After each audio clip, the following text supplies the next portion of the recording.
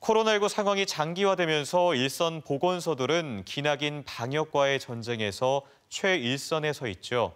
하지만 이로 인해 일반 예방접종 업무가 대폭 축소되거나 중단되면서 결국 민간 병의원으로 넘어가다 보니 관련 비용이 비싸진 탓에 다시 시민들의 부담으로 이어지고 있습니다. 김태욱 기자입니다.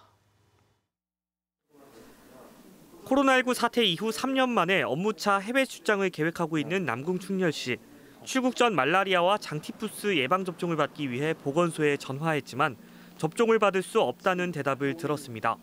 보건소에서 진행하던 일반 감염병 접종 업무가 2년째 중단됐기 때문입니다. 국가예방접종이나 장티푸스 접종을 포함해서 민간 의료기관에서 진행되고 있어요. 결국 민간병원으로 발길을 돌렸지만 이번엔 비용이 문제였습니다. 보건소에서 1,000원이던 말라리아 처방전은 10,000원, 5,000원이던 장티푸스 예방접종은 2만 원을 내고 받아야 했기 때문입니다. 보건소 가면은 거의 1,000원, 무료 1,000원으로 처방을 받아서 먹을 수 있었고, 장티푸스는 보통 한 무료에서 5,000원 정도 했었는데 비용도 많이 부담이 되고 또 맞는 것도 또 여의치 않고.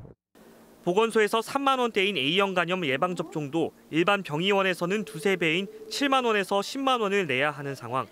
코로나19 여파가 장기화되면서 일반 예방접종 비용 부담이 고스란히 시민들의 몫으로 돌아가고 있는 겁니다. 이와 관련해 대전시는 코로나19 여파로 일반 진료 업무를 보건소가 수행할 수 없는 상황이라며 감염병 위기 단계가 하향되는 시점에 유료 접종을 재개할 계획이라고 밝혔습니다.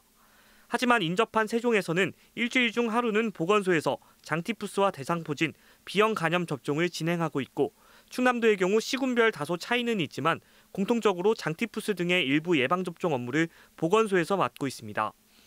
코로나19 사태 장기화로 인한 보건소 업무 과중은 이해되지만 민간으로 넘겨진 접종 비용에 대한 일부 지원이나 부분적인 보건소 업무 재개 등 시민 부담을 줄여주는 세심한 정책이 아쉬운 대목입니다. MBC 뉴스 김태욱입니다.